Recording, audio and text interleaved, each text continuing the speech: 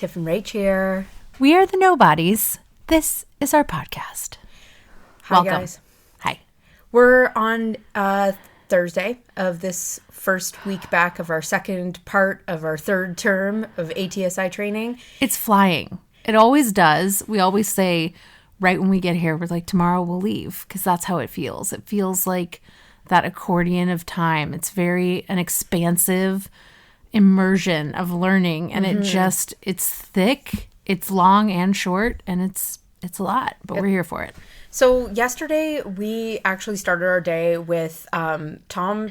We had a sharing moment. There was a lot of feels in our room yesterday. Yeah, big things happening in our country, and yeah, a lot of feelings and emotions about where we're headed in the world. And when we were discussing, all of those things, I think Tom just felt the room and he had us all leave and go outside into the parking lot. And that's how we segued into both some movement, which he loves doing in the morning with us. It was an attunement trot. It was an attunement trot. We went on a safari walkabout with our guide, Tom Myers, who was having us pay attention to what was happening after our session that we'd exchanged on the backside of the pelvis the day before. And what's interesting is our gait, so our walk.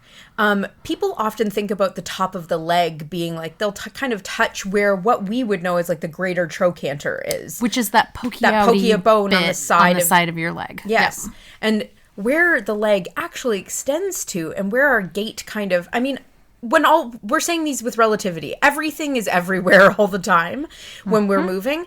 But if we're talking about the top of the leg, it actually ends at the 12th rib. And so if you feel on your lower back, if you feel that soft bit in the lower part of your back and you kind of climb your way up, you'll find that lowest rib. And put your hand on that and take a little stroll about and see what you feel there. We get swing from that area. And so this last session that we did, we did a model session yesterday, we were addressing the pelvis from both above it, below it, kind of on it, and behind. Yeah. And it was a really, it's an eye-opening session for how people use their back and their spine while they walk. These spirals of walking. Exactly. So we were talking about that in this walkabout, how when we're taking a step, our upper body is going one direction, and our lower body, the leg that's in behind us, is taking our lower body in the opposite direction.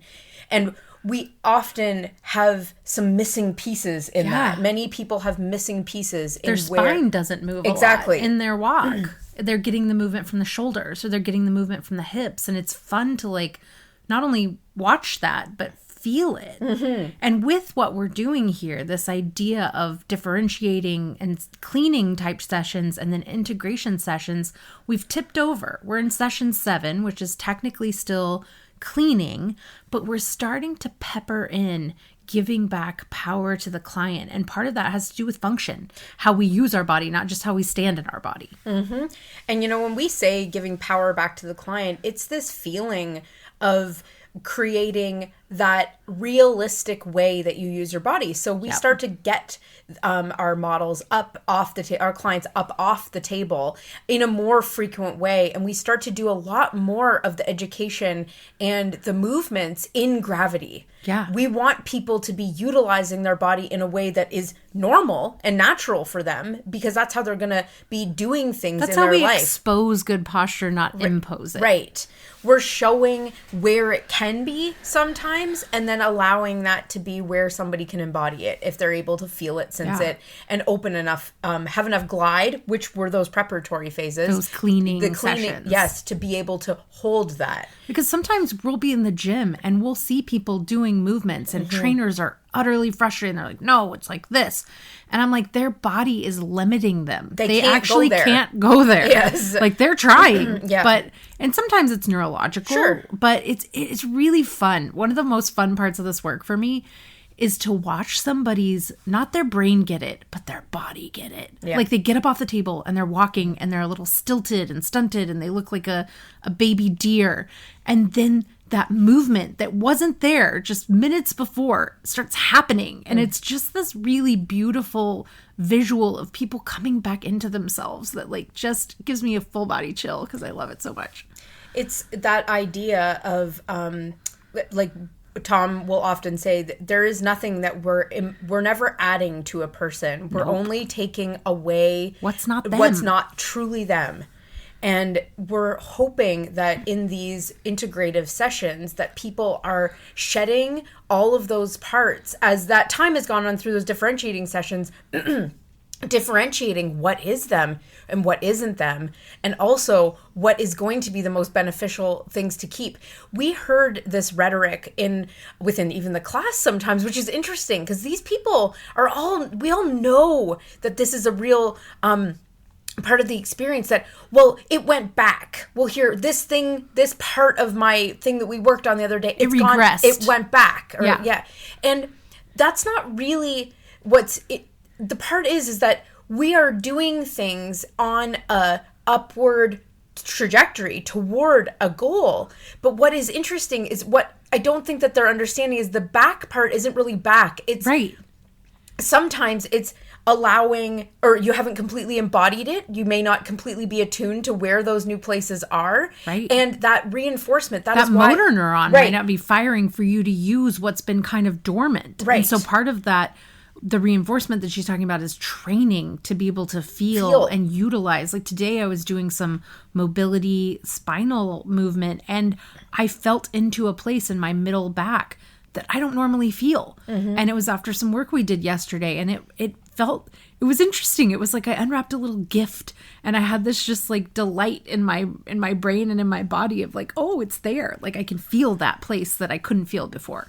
And we've I think maybe we've touched on this, is that we come back to areas and some people will be like, oh, you're going back there. And it's not that we're going back. We're at a different vector. We're using a different technique, and we're going and we're reinforcing certain areas that we think will be the most beneficial to you to keep later on. And it's like a little negotiation. You're like, ooh, I got a little bit of space from the backside of this. Now let me go to the front and see if what was really hanging on for dear life has a little bit more space to let go because the backside has some slack, right? And so it's this constant like, can I get a little bit over here? Can I get a little bit over there? What do you have? What do you have? It's that idea. We are all avid cooks in this house. And, if you salt the meal only at the end, all you have is salt. Salty food. And so what we do is we season throughout. Mm-hmm. And we're allowing this like a little development of flavor. Right. Development of flavor and also the ability for melting to happen. Mm-hmm. And that there's this tenderizing that goes on throughout the whole process. That we're tenderizing both emotionally and physically, to some of these areas that have been held. And, we're hoping that in this, we have a really intense session with each other today. And that You'll be hearing all about it this tomorrow. This is a prelude to, a really sensitive and, but also an incredibly important part to the case. And we are going to go into this more, but consider this. We have our spine, we have vertebrae. Those are all those individual bones. And the concept that is not often spoken about, and I don't know whose concept it is, but Tom brings it to our attention. Our skull is set up like an extension of those vertebrae. Right. And we'll discuss this more, and maybe we'll send out some visuals of this. Mm-hmm. But we have these vertebrae, and how we unfold embryologically will be kind of a determinant of whether or not we have exposed and expressed all of the length and all of the space that we should have in our body. And speaking from someone who has lack of space, here, me, I am compressor. I know that like something that Tom has brought to my attention is my face, which is all skull bones, is very closed together. And so today what we're going to be working on is going in there and trying to gently create more space. Yeah. And these are big, very sensitive sessions. Yeah. And one of the interesting things that Tom brings to our attention too is that embryologically, like 50% of our effort and energy to build ourselves is happening from the neck down, and 50% from the neck up. So thinking about your head being embryologically put together and forming. And your brain, of course. And your brain. But that is part of it. Yeah. Is that 50% of the energy going into that is going from the neck up. We have a lot more mass below that. Mm-hmm. But you think about the intricacies then of what our head holds. Mm-hmm. And, you know, from the past, Ida Rolf had an experience where she had taken out a component of the cranial session.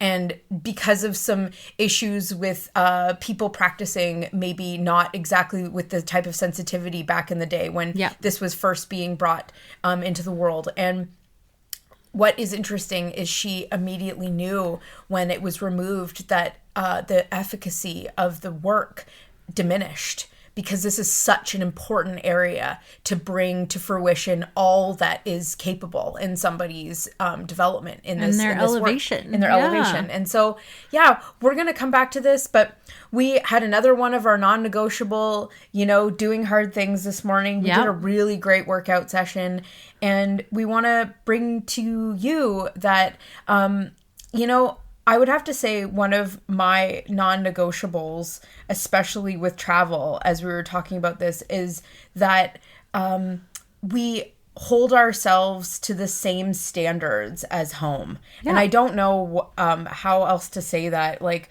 it has a broader umbrella. We take our routine with us. And yes, it changes and it morphs and it transforms into something a little bit different.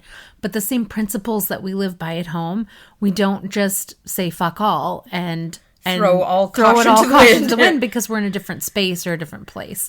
And that really helps ground us and keep us true to ourselves and honest with ourselves. And we hope that that's something that you'll think about when you travel, not only for work, but for play, that you'll make movement or whatever your not negotiables are a part of that experience.